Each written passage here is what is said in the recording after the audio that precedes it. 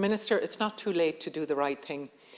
Over the past 2 years, over 6,000 people have died with COVID in this state and 9,159 on the island, and over 1 million have contracted the virus. Millions more have been close contacts. And Minister, Leaving Cert students and their families are not immune. They're not different. They're part of society and what society had to endure.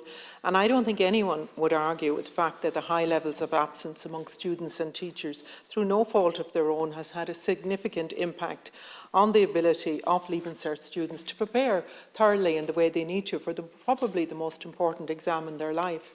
Leaving Cert students face significant disruption to their learning when school buildings were closed between January and March 2021, particularly those without access to electronic devices or a stable internet connection. I deal with issues every day in Mayo, and there's not a single home yet that's been connected to the broadband plan.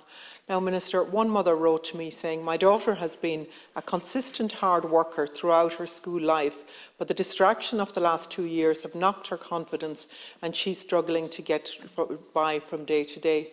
We live in a rural area of Mayo with an extremely unreliable internet connection, so online learning presented its own challenges. Whenever the connection failed, there was a process of trying to catch up with other students. The constant loss of class time due to teacher and pupil absences, the freezing conditions in the classroom and the constant uncertainty have all wreaked havoc."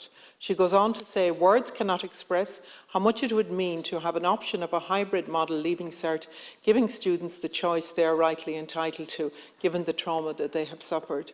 A student wrote to me saying, "I recently contracted the coronavirus and I was extremely ill for a number of days. While my school was extremely supportive, I did miss out. I'm saying this as I'm sure I'm not the only Leaving Cert student who was in this situation. I did not contract the virus through carelessness, but through a parent who was a frontline worker." And many of the students I have heard from are children, sons and daughters of frontline workers who have been going through extreme pressure for the last 2 years as well. And I'd ask you to take that into consideration. There are many more emails and calls that I know that every TD in this House has received as well. The accounts are far more convincing than the government's justification for not offering the hybrid Leaving Cert. Now, Minister, I fundamentally reject the idea that a hybrid model is to blame for grade inflation. Grade inflation can be a problem, or it can be managed properly in any examination system, and I do believe it can be managed properly. The fact that the grade inflation has been allowed to balloon 2 years in a row has created real damage to the system and caused stress and hardship for many students. This does not mean giving students the option of a hybrid model last year was wrong.